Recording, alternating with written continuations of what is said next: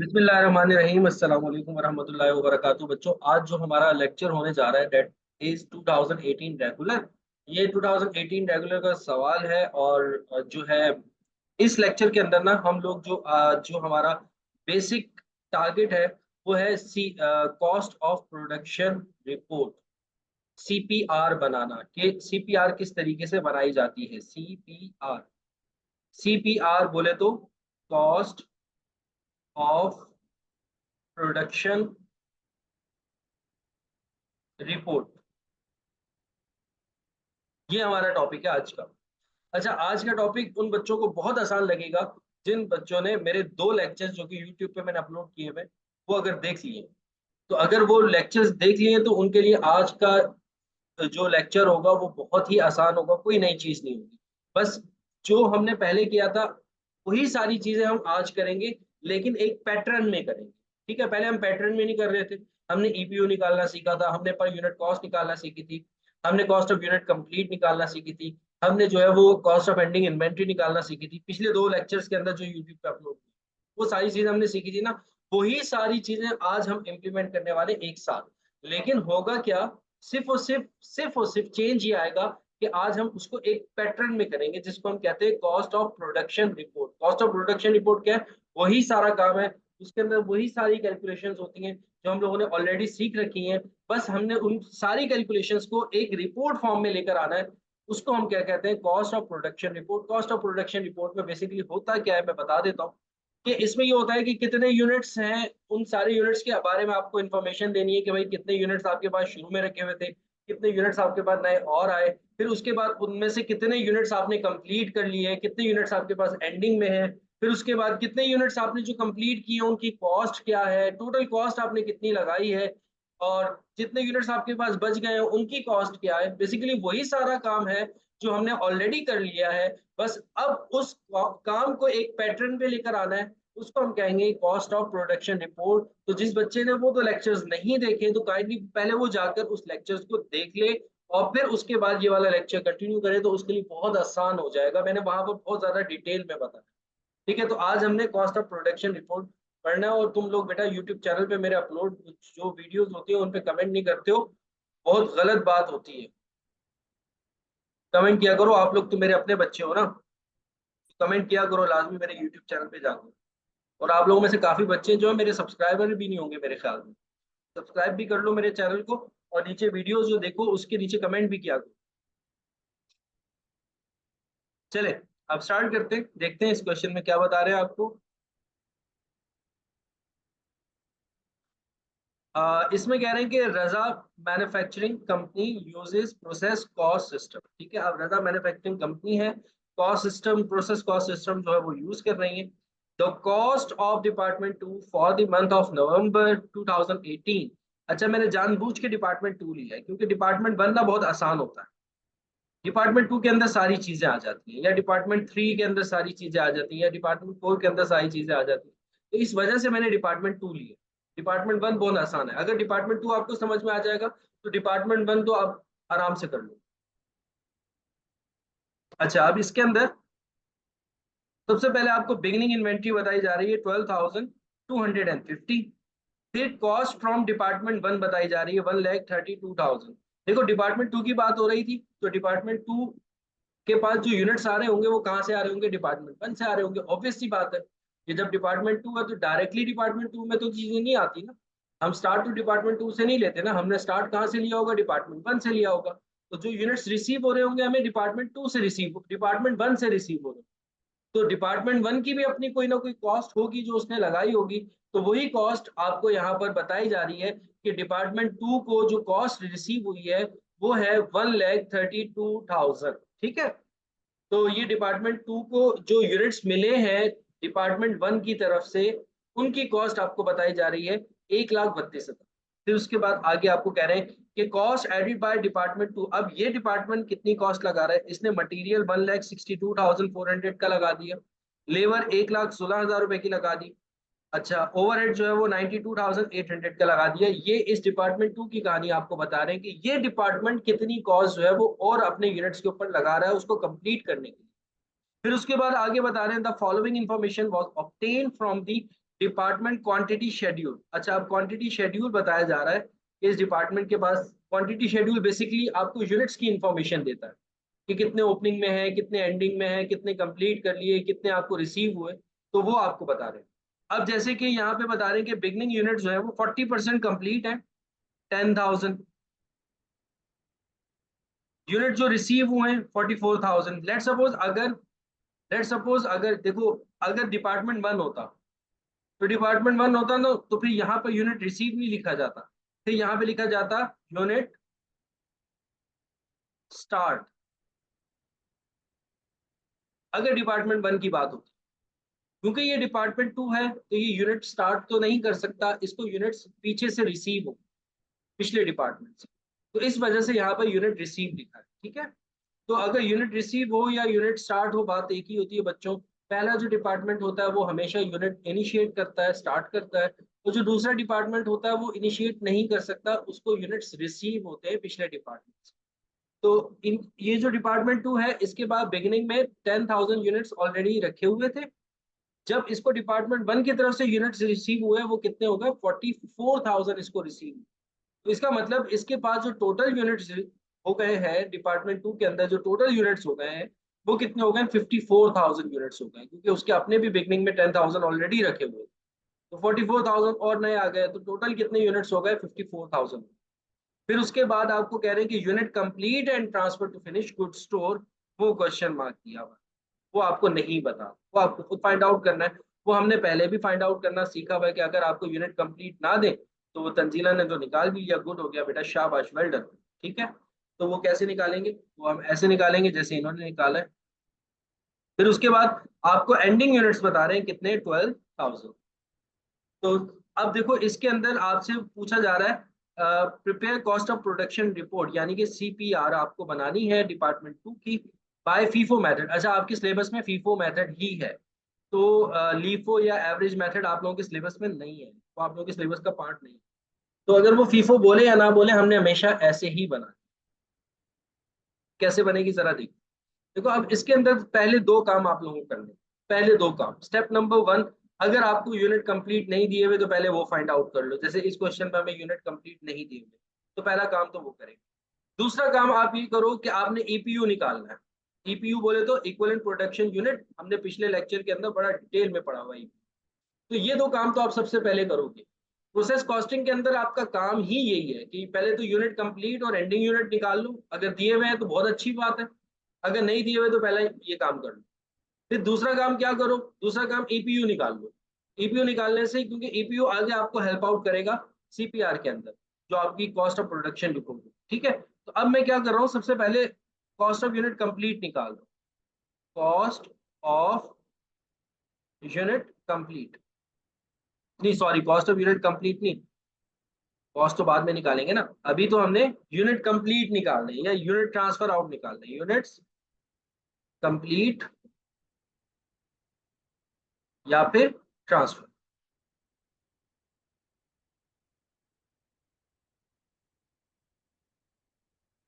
अच्छा, बच्चे ना बहुत ज्यादा इस वर्ड पे कंफ्यूज होते हैं ट्रांसफर के, कि सर एक तो ट्रांसफर वो होता है, देखो सुन लो, इस ट्रांसफर के वर्ड पे कंफ्यूज मत हो। देखो, एक तो ट्रांसफर वो होगा जो ये डिपार्टमेंट टू वेयर हाउस में फिनिश गुड के अंदर ट्रांसफर करेगा मुकम्मल करके यूनिट्स को, और एक ट्रांसफर वो होता है जो इसको डिपार्टमेंट वन वाला यूनिट ट्रांसफर करेगा। जैसे कि यूनिट ट्रांसफर ऊपर भी दिए जा रहे हैं, जिसको इन्होंने यूनिट रिसीव लिखा है, यहाँ पे वो ये भी लिख सकता था unit transferred from department one. अब बच्चे ये ना बोलना कि भाई कंप्लीट वाले यूनिट्स आपको दे दिए, नहीं भाई, वो आपको यूनिट ट्रांसफर बता रहे हैं जो आपको डिपार्टमेंट वन से रिसीव हुए। तो इसमें भी कंफ्यूजन होती है बच्चों को कि सर यूनिट ट्रांसफर दे दिया, इसका मतलब ये हमें कंप्लीट दे रहा है, नहीं, रुको, देखो, दे क्या रहा है वो आपको, सर थोड़ा गौर से देखो, थोड़ी सी इंग्लिश अच्छी करो। उसमें आपको बता रहा है कि unit transferred from department one, department one से आपको यूनिट ट्रांसफर किए जा रहे हैं, मींस के वो यूनिट रिसीव आपको दे रहा है। ठीक है, और अगर आपको खाली वो कहता है कि यूनिट कंप्लीट या ट्रांसफर कह देता है, इट मींस कि वो आपको कह रहा है कि इतने यूनिट्स आपने कंप्लीट कर ली। तो दोनों ट्रांसफर्ड में फर्क होता है। कभी कभार वो एग्जाम में ऐसी हरकतें करता है, वो आपको यूनिट रिसीव की जगह कहेगा unit transfer from department one. अब आप लोग बोलोगे क्या बात हो गई, यूनिट कंप्लीट तो दे दिया हमें। नहीं भाई, वो यूनिट आपको ट्रांसफर किए जा रहे हैं डिपार्टमेंट 1 से, इट मींस वो आपको यूनिट रिसीव दे रहा है, ठीक है। तो इस तरीके से भी वो आपको क्वेश्चन के अंदर घुमाता है, तो घूमना मत। तो यूनिट ट्रांसफर कंप्लीट इसमें नहीं दिए हुए थे, निकाल देंगे। कैसे निकालते हैं, सबसे पहले ओपनिंग लिखते हैं, ठीक है जी। तो ओपनिंग लिख लेते हैं। ओपनिंग यूनिट्स हमारे पास कितने, ओपनिंग यूनिट्स हैं हमारे पास 10,000। फिर आप इसमें ऐड कर लो यूनिट कितने आपको रिसीव हुए। अच्छा, यहाँ पे यूनिट रिसीव भी लिख सकते हो, यूनिट स्टार्ट भी लिख सकते हो। अगर डिपार्टमेंट 1 है तो वो यूनिट स्टार्ट करेगा, और अगर डिपार्टमेंट 2 है तो उसको यूनिट्स रिसीव होंगे। तो इस वजह से मैं यहाँ पे रिसीव लिख रहा हूँ। तो कहीं कहीं मैं यूनिट स्टार्ट भी लिखूंगा क्योंकि वो हमारे पास पहला डिपार्टमेंट है। तो यहाँ पर मैंने यूनिट रिसीव लिखा 44,000, और इसमें से मैं लेस करवा दूं एंडिंग यूनिट्स।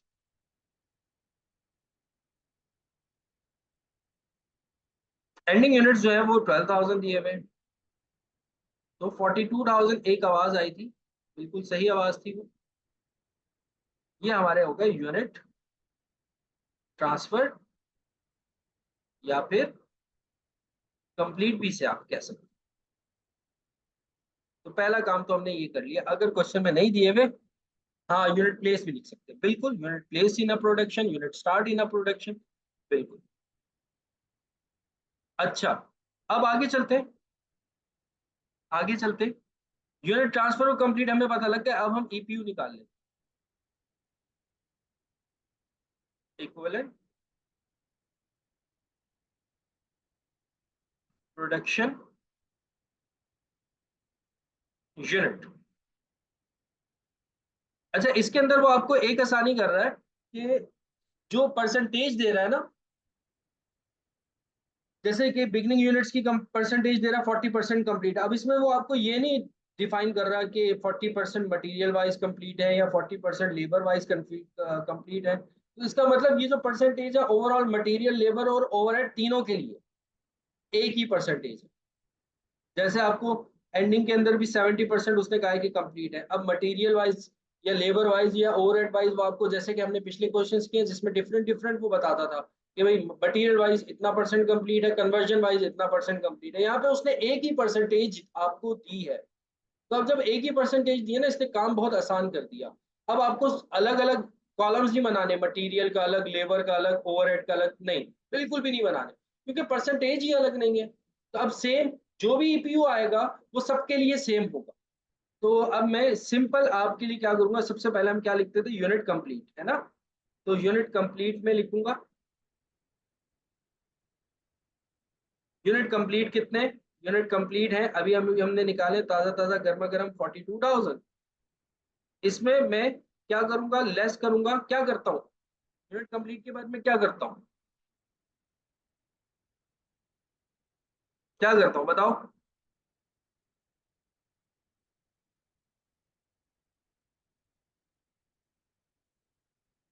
क्या करता हूँ ईपीयू में यूनिट कंप्लीट लिखने के बाद,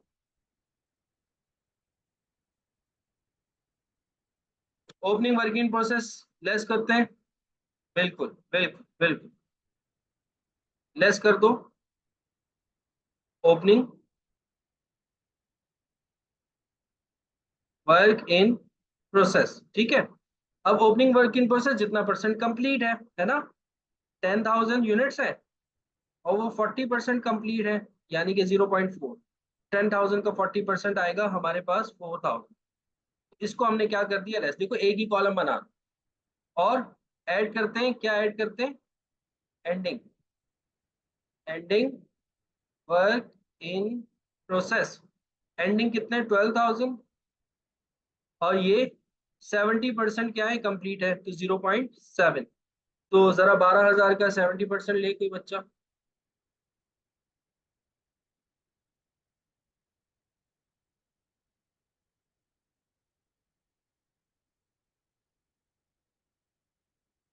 8,400 आ रहा है। आप लोग भी वेरीफाई कर लो, टोटल कर लो, तो ये आपके पास ईपीयू आ गया। वेरीफाई करते रहना आप लोग, ठीक है। अब अगर मैं टोटल करता हूँ 42,000, -4000 एंड प्लस 8400। आंसर चेक करते रहिएगा। 46,400 ये हमारे पास क्या आ गया, ईपीयू। ये दोनों काम हमने कर लिए, ठीक है। हमने ईपीयू भी निकाल लिया और हमने जो है वो यूनिट कंप्लीट नहीं दिए हुए थे वो भी निकाल लिया। ये काम करने के बाद ना एक और छोटा सा काम कर लेना, पर यूनिट कॉस्ट भी निकाल लेना। पर यूनिट कॉस्ट या बाद में भी निकाल सकते हो, कोई इशू नहीं है। पर यूनिट कॉस्ट हम बाद में निकाल। अब हम आ जाते हैं अपनी प्रोडक्शन रिपोर्ट की तरफ। प्रोडक्शन रिपोर्ट किस तरीके, ये तो काम आपने कर लिया ना। अब आपने पहला काम करना है प्रोडक्शन रिपोर्ट किस तरीके से बनानी है। सारे बच्चे गौर से सुनो।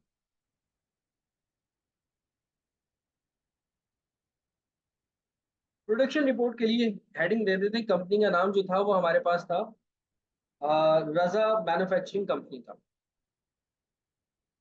तो यहाँ पे लिखा मैंने रजा मैन्युफैक्चरिंग कंपनी। तो मैं लिखूंगा cost of production report, cost of production report. फिर लिखना है फॉर द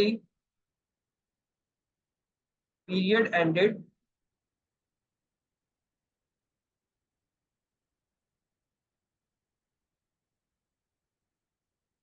नवंबर, मंथ हमारे पास नवंबर था, नवंबर 2018। ठीक है, ये हमारे पास हेडिंग आ जाएगी मेन। अब इस हेडिंग के अंदर सबसे पहले आपने हेडिंग देनी है क्वांटिटी शेड्यूल। सबसे पहले आपने हेडिंग देनी है quantity schedule, quantity schedule.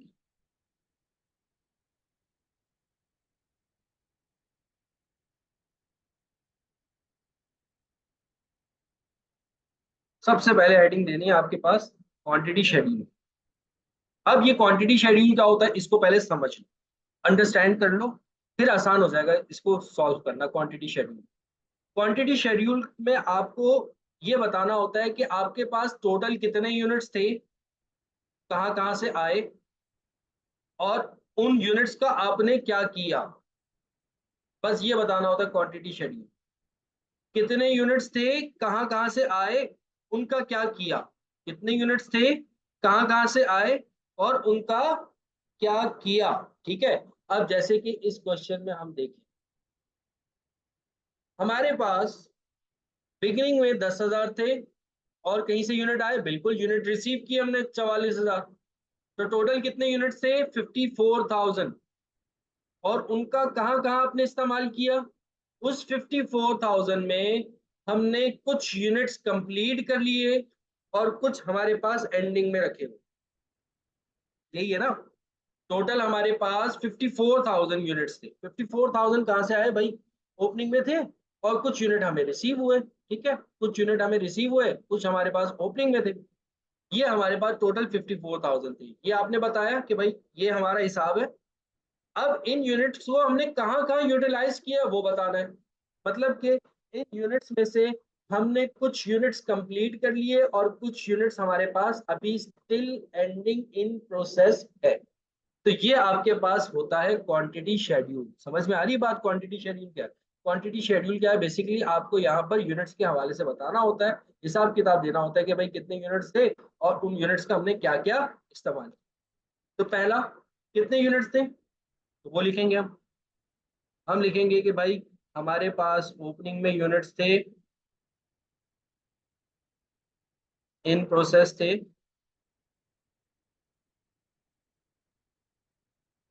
10,000। Opening में यूनिट्स थे 10,000। अच्छा, अगर ओपनिंग में ना हो तो ना लिखो, अगर हो तो लिख लो। वो वाली चल रही है ना आजकल बड़ी वो क्या कहते हैं शॉर्ट, बड़ी फेमस चल रही है। हो तो लिख लो, नहीं हो तो ना लिखो। ठीक है, वो वाली एक मियाँ बीवी वाली चल रही है, वो देखना जरा, वो बड़ी इंटरेस्टिंग है, मजेदार सी। तो सेम यहाँ पे अगर ओपनिंग हो तो लिख लो, अगर ना हो ना लिखो। ओपनिंग हो तो लिख लो, अगर ना हो ना लिखो। फिर उसके बाद ओपनिंग के बाद कुछ यूनिट्स आपको रिसीव हुए। अच्छा, कभी कभार यूनिट रिसीव होंगे अगर डिपार्टमेंट 2 है। अगर डिपार्टमेंट 1 हुआ तो फिर क्या होगा, यूनिट रिसीव नहीं होंगे, यूनिट स्टार्ट होंगे। समझ में आ रही बात? अगर डिपार्टमेंट 1 है तो फिर तो यूनिट रिसीव नहीं होंगे, फिर वो यूनिट स्टार्ट होंगे या unit place in a production. लेकिन अगर डिपार्टमेंट 2 है या 3 है या 4 है तो फिर उसको यूनिट जो है वो प्रीसीडिंग डिपार्टमेंट से रिसीव होंगे। तो फिर आप क्या लिखोगे, यूनिट रिसीव, क्योंकि अब ये हमारे पास डिपार्टमेंट 2 है तो इस वजह से मैं यहाँ पे यूनिट रिसीव लिख रहा हूँ। वो कितना है, 44,000, तो मैंने यहाँ पे लिखा 44,000। ये मैंने कहा कि भाई ये हमारे पास टोटल यूनिट्स थे, कितने कितने थे, 54 थे। अब इन यूनिट्स का हमने कहाँ कहाँ यूटिलाइज किया? सर इसमें से कुछ यूनिट्स हमने कंप्लीट किए।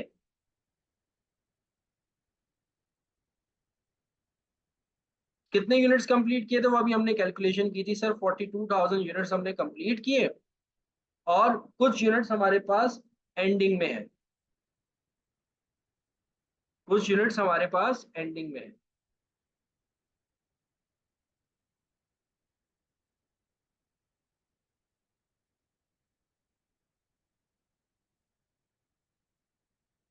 तो एंडिंग में कितने, 12,000। तो ये टोटल कितने हो गए, ये टोटल हो गए सर 54,000, बराबर हो गए। जी सर बिल्कुल बराबर हो गए, इसका मतलब क्वांटिटी शेड्यूल आपका कंप्लीट हो गया। ओपनिंग में तो दिखा दिया आपने, फिर जितने यूनिट्स आपको रिसीव हुए वो दिखा दिया आपने। टोटल आपके पास कितने यूनिट्स हो गए, इन यूनिट्स को कहाँ कहाँ इस्तेमाल किया?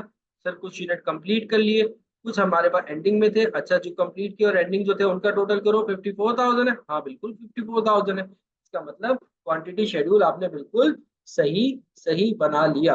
यहाँ तक सब बच्चों को बात क्लियर हो गई? आगे चलूं? कोई मसला, कोई परेशानी किसी बच्चे को? हाँ मलाइका, क्या मसला है बेटा?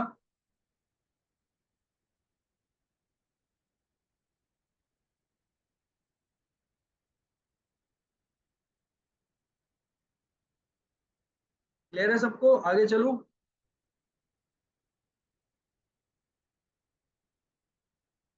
सही, क्लियर है। अच्छा,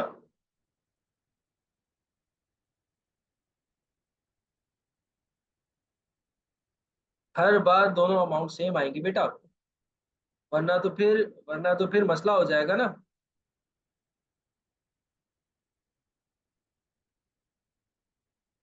नहीं नहीं नहीं नहीं नहीं नहीं नहीं, इसमें कोई परसेंटेज परसेंटेज नहीं लिखना कि कितना परसेंट कंप्लीट है कितना परसेंट नहीं। देखो बेटा, जितने यूनिट्स आए उतने आपने कहाँ कहाँ इस्तेमाल किए वो आपने दिखाना है ना। जैसे आपको सपोज करो मैंने 1 लाख रुपए दिए, सपोज कर लो तंजीला, आपको मैंने 1 लाख रुपए दे दिए। आप शाम को आई, मैंने बोला बताओ अब 1 लाख रुपए कहाँ कहाँ इस्तेमाल किया। तो अब आप उस पूरे 1 लाख रुपए का हिसाब दोगी ना मुझे। अब आप मुझे बोलोगी सर 90,000 का हिसाब तो ये रहा, ये मैंने इतने की शॉपिंग की थी, इतने की जो है वो मैंने यही चीज खरीदी थी, इतने की मैंने ये चीज खरीदी थी, ये टोटल हो गया 90,000। ठीक है। अब 10,000 का आपके हिसाब नहीं हो रहा, तो इसका मतलब ये है कुछ ना कुछ तो गड़बड़ की है ना आपने।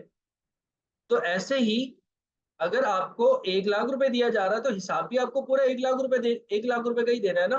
तो सेम यहाँ पर भी क्वांटिटी शेड्यूल में यही होगा। ये ऊपर आपको 1,54,000 यूनिट्स दिए गए थे, तो हिसाब भी आप 54,000 यूनिट्स का ही देंगे।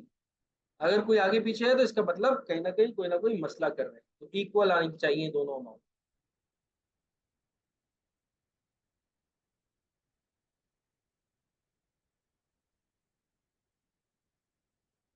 ठीक है। अच्छा, अब आगे चलते हैं, देखो अब नेक्स्ट स्टेप होगा कॉस्ट चार्ज टू डिपार्टमेंट। ये बहुत आसान है, बहुत ही आसान है। Cost charge to department. अब कॉस्ट चार्ज टू डिपार्टमेंट में जितनी भी कॉस्ट है हमारी सारी की सारी लिख दो। ढूंढोगे क्वेश्चन के अंदर कौन कौन सी कॉस्ट है हमारी, तो कौन कौन सी कॉस्ट आएंगी हमारे पास? सर ऊपर मटीरियल ओपनिंग की कॉस्ट दी हुई थी हमें, वो लिख दो। सर कुछ यूनिट हमें पीछे से रिसीव हुए थे उनकी कॉस्ट भी दी हुई थी, वो भी लिख दो। सर कुछ इस डिपार्टमेंट ने मटेरियल लगाया था, वो भी लिख दो। कुछ इस डिपार्टमेंट ने लेबर लगाई थी, वो भी लिख दो। कुछ इस डिपार्टमेंट ने ओवरहेड लगाया था वो भी लिख दो। मतलब कॉस्ट चार्ज टू डिपार्टमेंट के अंदर जितनी भी कॉस्ट है, भले वो पिछले डिपार्टमेंट से है, भले वो ओपनिंग की है, भले वो मटेरियल की है, लेबर की है, ओवरहेड की है, जितनी भी कॉस्ट है सारी की सारी तमाम की तमाम कॉस्ट आप यहाँ पे लिख दो, कॉस्ट चार्ज टू डिपार्टमेंट के अंदर। ठीक है, तो अब यहाँ पर देखो, सबसे पहले मैं लिखूंगा opening inventory work in process. यहाँ पे मैं एक कॉलम बनाऊंगा, दो कॉलम बनेंगे, पहले से ही लेके चल रहा हूँ दो कॉलम, एक टोटल कॉस्ट का और एक पर यूनिट कॉस्ट। दो कॉलम बन जाए। ओपनिंग का लिखो, ओपनिंग की कॉस्ट, पहले हम कॉस्ट लिखेंगे, opening inventory work in process. Opening inventory की कॉस्ट कितनी थी? ओपनिंग इन्वेंट्री की कॉस्ट सर शुरू में ही दे दी थी हमें, कितनी? 12,250। ठीक है भाई, 12,250 लिख दिया। सर अगर ओपनिंग ना दी हो तो ना लिखो, अगर ओपनिंग दी हो तो लिख दो, अगर ओपनिंग ना दी हो तो ना लिखो, अगर ओपनिंग दी हो तो लिख दो। फिर उसके बाद लिखोगे कॉस्ट फ्रॉम प्रीवियस डिपार्टमेंट।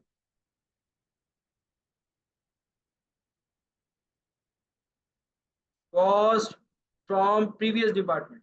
अब कॉस्ट फ्रॉम प्रीवियस डिपार्टमेंट कितना था? 1,32,000, 1,32,000, 1,32,000। तो मैंने यहाँ पे लिख दिया 1,32,000। सर अगर कॉस्ट फ्रॉम प्रीसीडिंग डिपार्टमेंट ना हो, जैसे कि अगर डिपार्टमेंट वन है तो डिपार्टमेंट वन में तो प्रीसीडिंग डिपार्टमेंट कोई नहीं है, तो फिर क्या करो? ना लिखो, अगर हो तो लिख दो, अगर नहीं हो तो ना लिखो। ओपनिंग भी अगर हो तो लिख दो, अगर ना हो तो ना लिखो। ठीक है, समझ में आ रही है बात? सबको क्लियर हो रही है? फिर उसके बाद इस डिपार्टमेंट ने कितनी कॉस्ट ऐड की? इस डिपार्टमेंट ने सर मटेरियल लगाया, इस डिपार्टमेंट ने लेबर लगाई, इस डिपार्टमेंट ने ओवरहेड लगाया। कितना कितना लगाया? मटेरियल 162,400 का, लेबर 1,16,000 की, ओवरहेड 92,800 का। तो ये सारी की सारी चीजें लिख दो। मटेरियल 162,400 का, लेबर 116,000 की, ओवरहेड 92,800। ठीक है, तो ये हमने सारी की सारी कॉस्ट लिख दी। अच्छा अब सर क्या करूं? इसका टोटल कर लो, टोटल करके कोई बच्चा मुझे बताए जल्दी जल्दी। आगे मैं चल रहा हूँ, cost from previous department, previous depart per unit की तरफ चल रहा हूँ। अब पर यूनिट की कॉस्ट कैसे आएगी? देखो, पर यूनिट में ओपनिंग की तो नहीं लिखनी है आपको, ये तो ओपनिंग की पर यूनिट कॉस्ट नहीं लिखो। फिर आ गई बात कॉस्ट फ्रॉम प्रीवियस डिपार्टमेंट, इसकी कॉस्ट लिखोगे आप। कैसे लिखोगे? कॉस्ट कितनी थी? 1,32,000। यूनिट्स कितने रिसीव हुए थे? सर 44,000 यूनिट्स रिसीव हुए थे। 5, 15, 4, 50, ये आ रही है टोटल।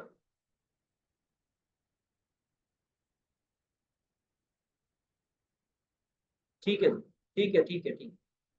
अच्छा, 1,32,000 यूनिट्स इनकी कॉस्ट थी और 44,000 इनकी यूनिट्स थे। डिवाइड करवा देंगे, पर यूनिट कॉस्ट आ जाएगी आपके पास कितनी? 3। फिर मटेरियल कितना ऐड किया था? 162,400। इसको भी डिवाइड करा दो, लेकिन किससे? सर इसके ईपीयू से। ईपीयू हमने निकाला था, इसी वजह से तो निकाला था, 46,400। पर यूनिट कॉस्ट अगर आप लोगों को याद हो, पहले भी हमने निकालना सीखी है। कैसे निकालते थे? ईपीयू से डिवाइड करते थे। ईपीयू कितना आया था हमारा? 46,400, 46,400। ऐसे ही लेबर का भी करोगे, लेबर 1,16,000 डिवाइडेड बाय 46,400। अब समझ में आ रही है बात? ईपीयू किस लिए निकाला था? 92,800। 46,400। मुझे बताते जाओ पर यूनिट कितना कितना आ रहा है। जल्दी जल्दी बताओ, जल्दी जल्दी बताओ, जल्दी जल्दी बताओ कितना कितना आ रहा है।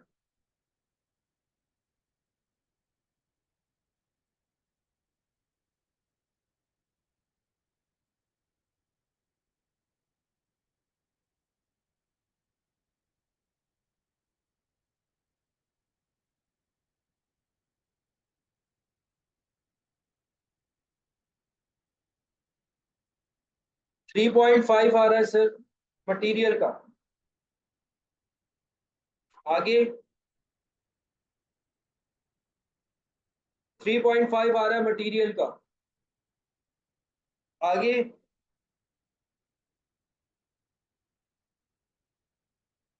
2.5 आ रहा है लेबर का। 6 हो गया ये। और आई थिंक 2 आएगा ओवरहेड का। टोटल करोगे पर यूनिट कॉस्ट आ जाएगी आपके पास 11।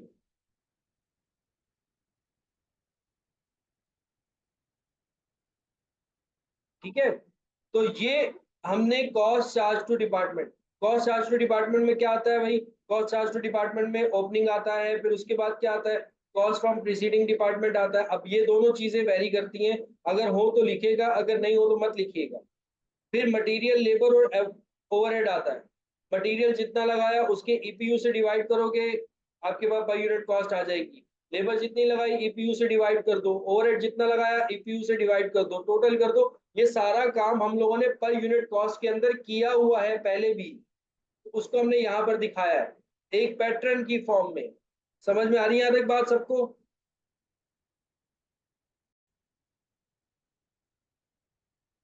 अच्छा बच्चों, अब चलते हैं हम अपने नेक्स्ट स्टेप की तरफ।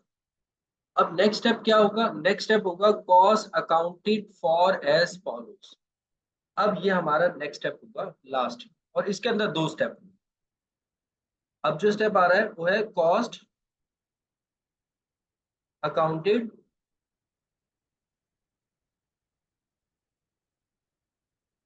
For as follows. मतलब क्या है इसका? इसका मतलब ये है कि भाई ये जो आपने ऊपर जो आपके पास कॉस्ट है ना, ये 5,15,450, अब तक टोटल ओवरऑल आपकी इतनी कॉस्ट जो है वो लग चुकी है। अब इस कॉस्ट को आपने कहाँ कहाँ इस्तेमाल किया है वो आपको ये बताना है। ठीक है, तो अब आप इसमें क्या करोगे बेटा? सबसे पहले आपने जो यूनिट्स कंप्लीट किए उनकी कॉस्ट दिखानी है। जो यूनिट्स आपने कंप्लीट किए हैं उनकी कॉस्ट दिखानी है। तो जो यूनिट्स आपने कंप्लीट किए होंगे, जैसा कि मैंने आप लोगों को पहले ही बताया हुआ है, कॉस्ट यूनिट कंप्लीट किस तरीके से निकालते हैं कि सबसे पहले आप अपनी ओपनिंग को कंप्लीट करते हैं। प्रीवियस लेक्चर में बताया हुआ है, तो मतलब प्रीवियस लेक्चर अगर जिसने अच्छे से पढ़ा हुआ है ना, उसके लिए सीपीआर बहुत ही आसान है। पिछले दो लेक्चर लाजमी देखें अगर किसी ने नहीं देखा। अच्छा, अब देखो ओपनिंग इन्वेंट्री और वर्क इन प्रोसेस। सबसे पहले मैं लिखूंगा opening inventory of work in process. इसकी कॉस्ट लिखूंगा। इसकी कॉस्ट कितनी थी opening inventory work in process की?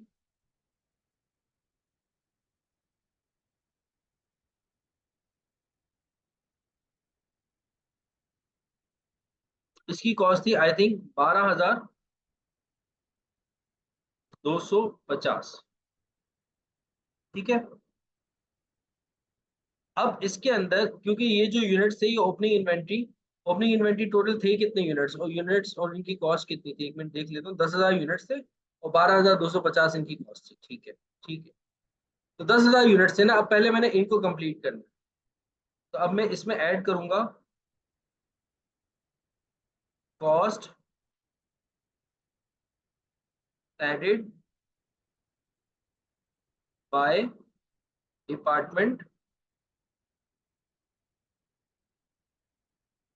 2। अच्छा, कभी कभार प्रोसेस भी आ जाता है तो फिर प्रोसेस 2 लिख देना, प्रोसेस 3 लिख देना, जो भी आपका प्रोसेस होगा या जो भी आपका डिपार्टमेंट होगा वो लिख देना। Cost added by department 2। अब इस डिपार्टमेंट ने कितनी कॉस्ट ऐड की है वो आप क्या करोगे? Material wise, labour wise, FOH wise. Material wise, labour wise और एफओएच वाइज, यानी कि ओवरहेड वाइज। आपके पास जो ओपनिंग में यूनिट्स थे वो कितने थे? 10,000 थे। अच्छा, कितना परसेंट कंप्लीट थे? सर 40% कंप्लीट थे। तो कितने, बाकी कितने परसेंट के ऊपर आपने काम किया होगा? 40% तो कंप्लीट है ना। जो 40% कंप्लीट है उनकी कॉस्ट तो हमने ऊपर लिख दी। 40% जितने कंप्लीट थे उनकी कॉस्ट तो हमने ये लिख दी है, 40% है भाई, ये 40% कंप्लीट है, उनकी कॉस्ट कितनी? 12,250। अब ये जो 10,000 यूनिट्स हैं, ये 40% तो कंप्लीट नहीं है ना। सॉरी, 40% तो कंप्लीट है, बाकी 60% इनकम्प्लीट है। तो हमेशा मल्टीप्लाई करवाया जाता है यहाँ पर, अगर आप लोगों को याद हो, पहले ही बताया था, परसेंटेज ऑफ इनकम्प्लीट से।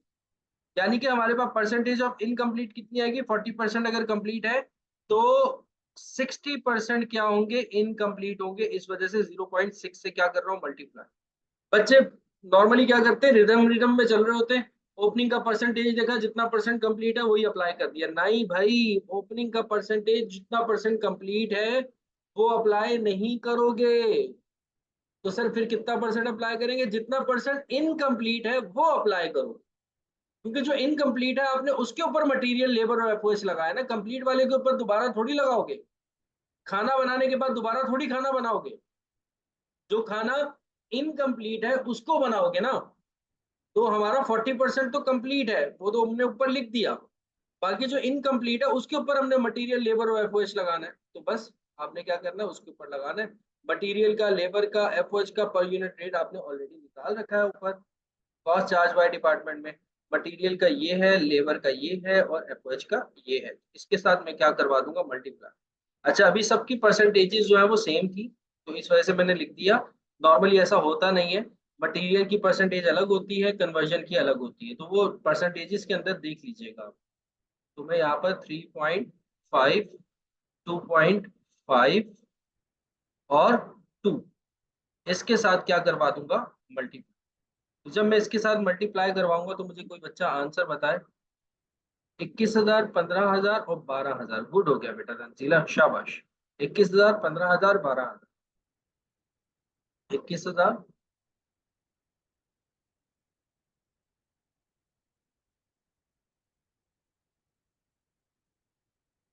15,000 और 12,000। और अब इन सब का टोटल करके मुझे बताओ कि टोटल कितना आ रहा है।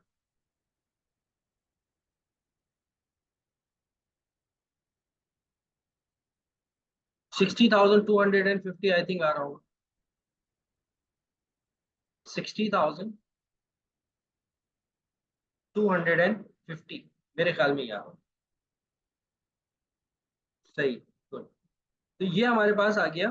क्या आ गया? ये हमारे पास total cost of 1,000 unit, 10,000 units, total cost of 10,000 units. ठीक है, ये हमारे पास ओपनिंग के जो 10,000 यूनिट्स थे उनकी जो टोटल कॉस्ट है वो हमारे पास ये आ गई। कि जो ओपनिंग थी हमारी 40% कंप्लीट थी और 60% क्या थी? इनकम्प्लीट थी। 40% की पहले कॉस्ट लिखी कितनी? 12,250।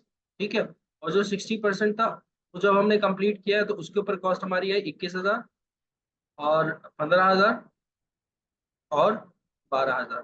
ठीक है, ये टोटल हमारे पास जो ओपनिंग थे उनकी बात हो रही है।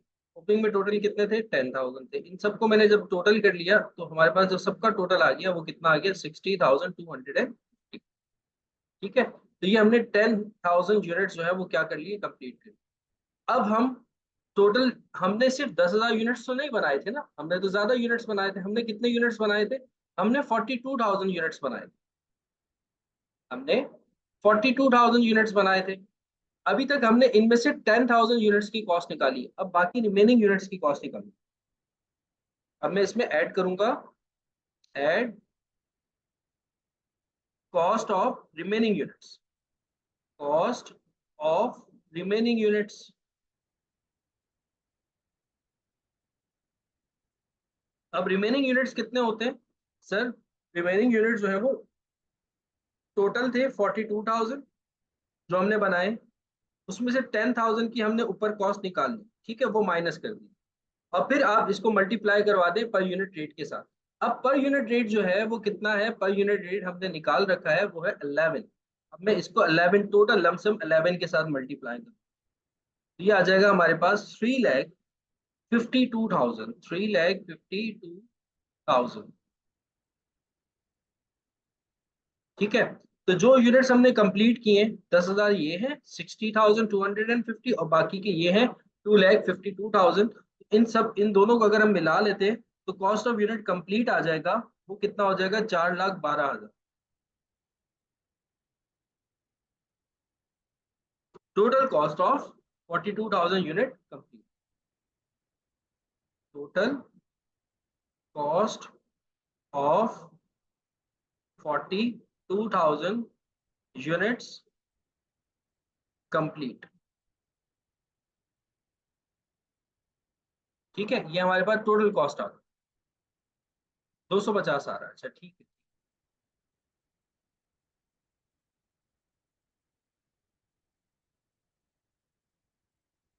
अब ये हमने कंप्लीट की कॉस्ट निकाली, अब आखिर में रह जाएगा एंडिंग। मैंने कहा था ना cost accounted for as follows के दो पोर्शन होंगे, एक जो यूनिट्स कंप्लीट किए उनकी कॉस्ट, और जो आपके पास एंडिंग में पड़े हुए हैं उनकी कॉस्ट। अब एंडिंग की कॉस्ट निकालेंगे। अब मैं लिखूंगा इसमें add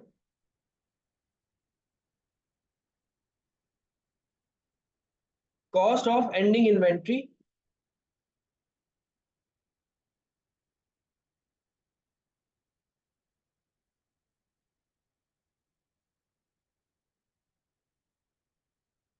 of work in process. अब एंडिंग इन्वेंट्री की कॉस्ट। अब एंडिंग इन्वेंट्री में हमारे पास 12,000 यूनिट्स थे, ठीक है। तो सबसे पहले इन यूनिट्स के ऊपर कॉस्ट फ्रॉम प्रीसीडिंग डिपार्टमेंट आ जाएगा, अगर हो, अगर नहीं हो तो नहीं लिखो। ठीक है, अब इसमें है कॉस्ट फ्रॉम प्रीसीडिंग डिपार्टमेंट तो मैं लिखूंगा कॉस्ट फ्रॉम प्रीवियस या प्रीसीडिंग डिपार्टमेंट, या डिपार्टमेंट वन भी लिख सकते हैं। ठीक है, तो वो 12,000 एंडिंग के यूनिट्स है, इसको मल्टीप्लाई करवा देंगे। प्रीसीडिंग डिपार्टमेंट की कॉस्ट कितनी थी, प्रीसीडिंग डिपार्टमेंट की कॉस्ट थी सर 3, जो उजैफा आप पूछ रहे थे ना मुझसे, वो कितनी थी, 3 थी। इसको मैं 3 के साथ मल्टीप्लाई कर पाऊंगा। ये स्टेप आपने बेटा तब करना है अगर प्रीसीडिंग डिपार्टमेंट हो, अगर नहीं हो तो नहीं करोगे, हो तो करोगे, वरना नहीं करोगे। और फिर इसमें ऐड करवा दोगे कॉस्ट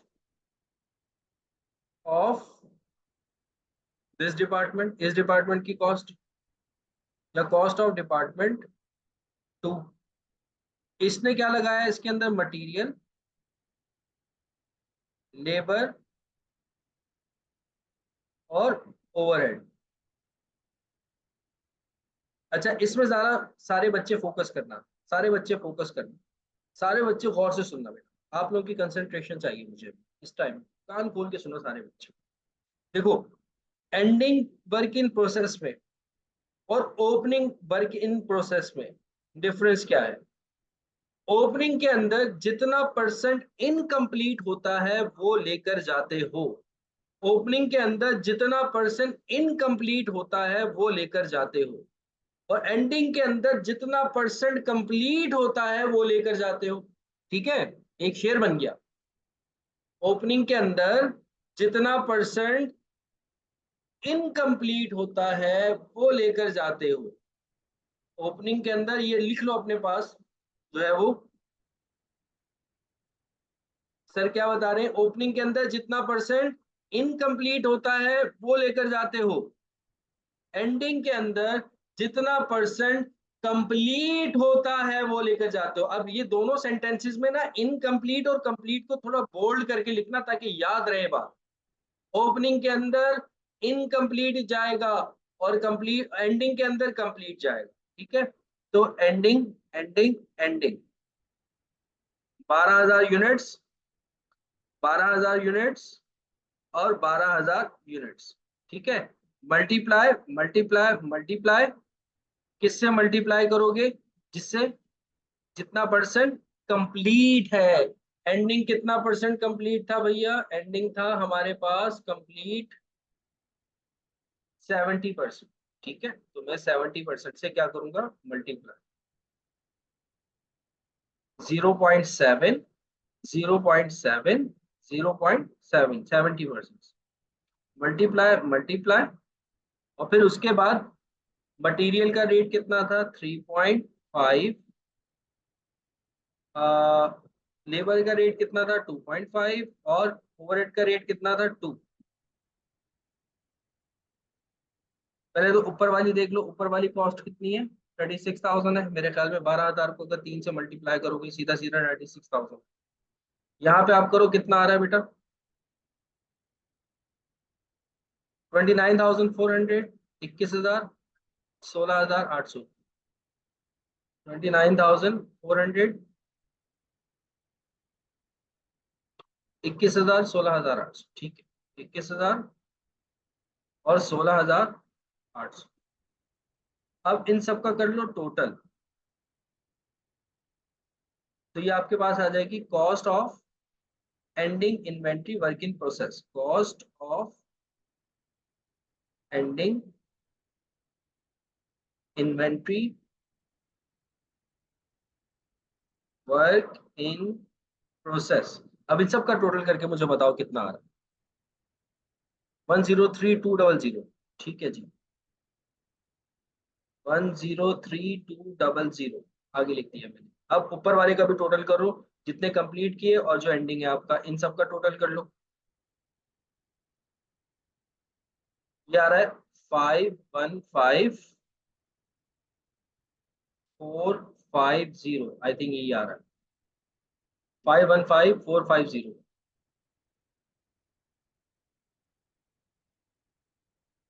यही आ रहा है। अब आप लोगों को एक जादू दिखाता हूँ, ये वाला अमाउंट याद रखो, कितना आ रहा है, 515,450, 515,450, 515,450। और कॉस्ट चार्ज टू डिपार्टमेंट का भी टोटल कितना था, 515,450।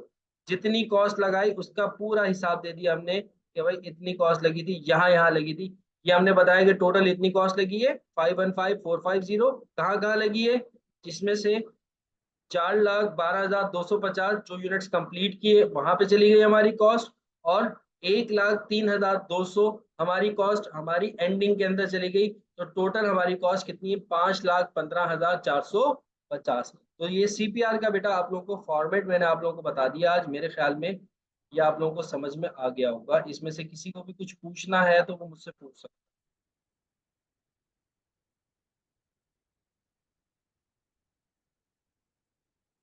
ये पूरा क्वेश्चन आप लोगों के सामने, इसकी पिक्चर भी लेना चाहो ले लो, और जो भी आप लोगों के सवाल हैं वो कर लो। अब इसके बाद पास पेपर के बहुत सारे क्वेश्चंस मैंने सॉल्व किए हुए, वो मैं फेसबुक पे अपलोड करता रहूंगा।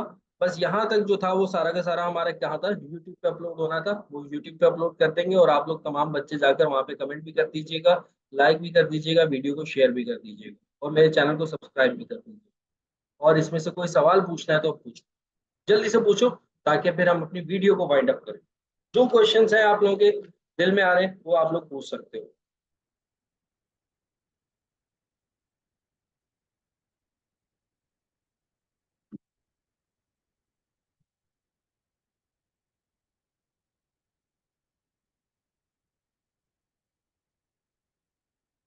कोई भी क्वेश्चन बेटा, अरूबा बेटा, हुजैफा, रुखसार, सदफ, तंजीला, नेहा, जो भी आप लोगों को कोई सवाल पूछने पूछ लो। सर आज का लेक्चर अपलोड करिएगा, मैंने स्टार्ट से नहीं देखा और मुझे समझ भी नहीं आया। हाँ बेटा, आप एंड में आई हो ना, तो इस वजह से आपको नहीं समझ में आया होगा। मैं अपलोड कर दूंगा यूट्यूब पे, ठीक है। गुड हो गया, ठीक है अरूबा बेटा, सबको समझ में आ गया। सही। अब बाकी क्वेश्चन जो है वो हम लोग इसके पूरे पूरे सॉल्व करके ना फेसबुक पे अपलोड कर दिया करेंगे। ठीक है बच्चों, फिर आज के इतना काफी है। अपना ख्याल रखिएगा। अब हर क्वेश्चन इसी थीम पे चलेगा, कोई इसके अंदर नई चीज नहीं है। अच्छा एक और चीज, जाते जाते सुन लो, जाते जाते सुन लो, अपने पेन पेंसिल निकाल लो, ठीक है। और एक दो चीजें लिखवा रहा हूँ वो लिख लो। लास्ट में देखो, last required, give the necessary general entries to record the above data. अब एंट्रीज बनानी है आप। अब एंट्रीज देखो, पहली क्या बनेगी, पहली एंट्री ये बनेगी, इसमें हो क्या रहा है, पहली एंट्री में आपको यूनिट रिसीव हुए, फिर आपने यूनिट क्या कर लिए, उसके ऊपर मटेरियल, लेबर और ओवरहेड लगाया, फिर आपने यूनिट क्या कर लिए, कंप्लीट कर लिए। मैं आपको वर्बली बता रहा हूँ, आप लोग इसको अपने पास लिख लेना, जनरल एंट्रीज, क्योंकि मैंने प्रोसेस कॉस्टिंग के अंदर एंट्रीज रह जाती हैं, वो एंट्रीज अभी मैं हाथ के हाथ क्लियर कर। देखो सबसे पहले क्या हो रहा है कि यूनिट्स आपको रिसीव हो रहा है, तो पहली एंट्री आप लोग अपने पास बनाओगे, पहली एंट्री आप लोग अपने पास बनाओगे।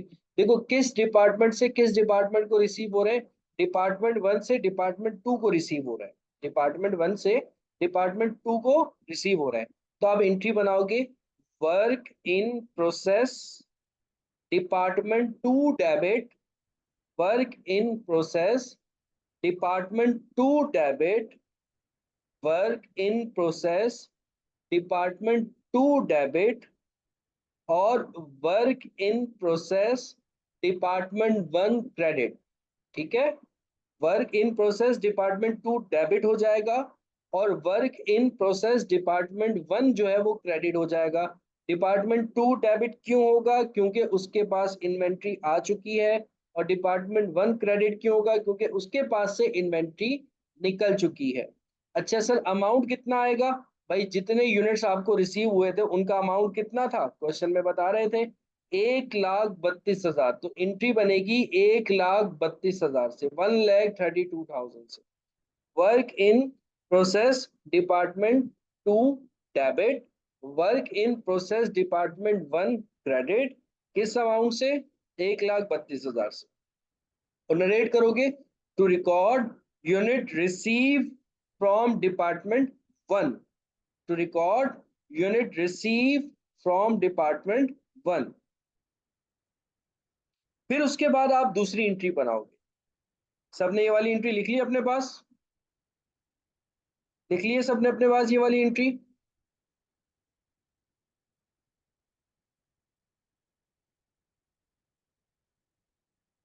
सबने लिख ली अपने पास ये वाली एंट्री।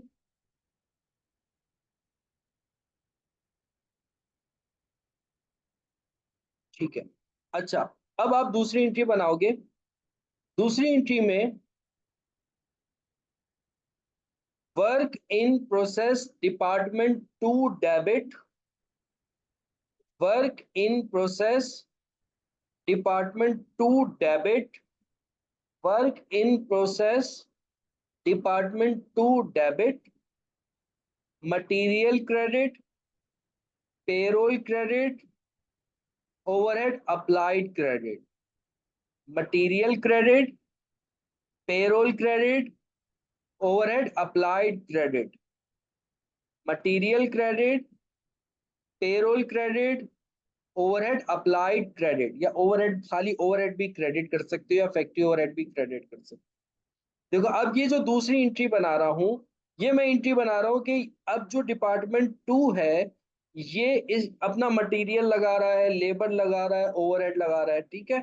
तो अब जो इसने जितना मटेरियल लगाया, कितना लगाया, 1,62,400, क्वेश्चन में अमाउंट गिवन है, तो मटेरियल जो क्रेडिट होगा 1,62,400 से क्रेडिट होगा।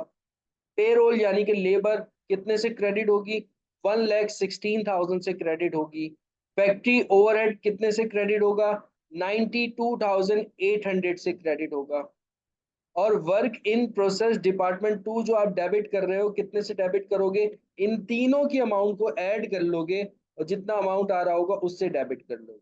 ठीक है, work in process department two debit हो जाएगा, मटेरियल क्रेडिट, पेरोल क्रेडिट और ओवरहेड क्रेडिट हो जाएगा। किस किस अमाउंट से, मटेरियल का भी अमाउंट क्वेश्चन में गिवन है, लेबर की अमाउंट क्वेश्चन में गिवन है, और ओवरहेड का भी अमाउंट क्वेश्चन में गिवन है। तीनों की अमाउंट को ऐड करके work in process department two को आप डेबिट करोगे। ठीक है, और नरेट करोगे, to record, to record cost added by department two, to record cost added by department two, to record cost added by department two. दूसरी entry बना ली बेटा आप लोगों ने सबने? मैं खुद ही लिख के बता देता, लेकिन अभी मैंने अपना जो बोर्ड है वो मैंने हटा दिया है, तो इस वजह से मुझे डिक्टेट करवाना पड़ रहा है आप लोगों को। अच्छा, अब जो है, अब आप थर्ड एंट्री बनाओगे लास्ट, वो होगी जितने यूनिट्स आपने कंप्लीट किए हैं उनकी। तो उसकी एंट्री क्या बनाओगे आप? उसकी एंट्री बनाओगे finish good debit, finish good debit, work in process department two credit, finish good debit, work in process department two credit. सारा पहले माल work in process department two के अंदर गया, हमने डिपार्टमेंट टू को डेबिट किया हुआ था, अब हम उसको कंप्लीट कर रहे हैं, तो अब माल उठकर कहाँ चला जाएगा? फिनिश गुड के अंदर। तो आप फिनिश गुड को डेबिट कर दोगे और work in process department two को क्या कर दोगे? क्रेडिट कर दोगे। अमाउंट कितना आ जाएगा? अमाउंट आ जाएगा जितने यूनिट्स आपने कंप्लीट किए थे उनका अमाउंट कितना था? उनका अमाउंट था 4,12,250। आप लोगों ने अपनी सीपीआर के अंदर निकाला हुआ है, 4,12,250। फिनिश गुड डेबिट और work in process department two क्या हो जाएगा? क्रेडिट, 4,12,250। और इसको नरेट करोगे, to record, to record goods transfer to finish good, to record units transferred to finish good, to record units transferred to finish good। तो ये बच्चों तीन एंट्रीज बनती है नॉर्मल प्रोसेस कॉस्टिंग में, इसके अलावा और कोई एंट्री नहीं होती। ये तीन एंट्रीज बनती है, कितना माल आपको मिला, फिर उसके ऊपर फर्दर आपने कितना माल लगाया, और फिर कितने यूनिट्स आपने कंप्लीट किए। क्लियर है? अब बेटा सारी चीजें कंसेप्ट यही रहेंगे, सब चीजें यही रहेंगी, बस थोड़ी थोड़ी सी चेंजिंग आती रहेगी, तो हम पास पेपर्स के क्वेश्चन सॉल्व करेंगे तो हमारे कंसेप्ट और ज़्यादा अच्छे से क्लियर हो जाएंगे। तो मेरे ख्याल में आप लोगों को प्रोसेस कॉस्टिंग जो है वो अच्छे से समझ में आ गया हो। ओके बेटा, फिर आज के लिए इतना काफ़ी है। अपना ख्याल रखिएगा, मुझे दुआओं में याद रखिएगा। अल्लाह हाफिज़।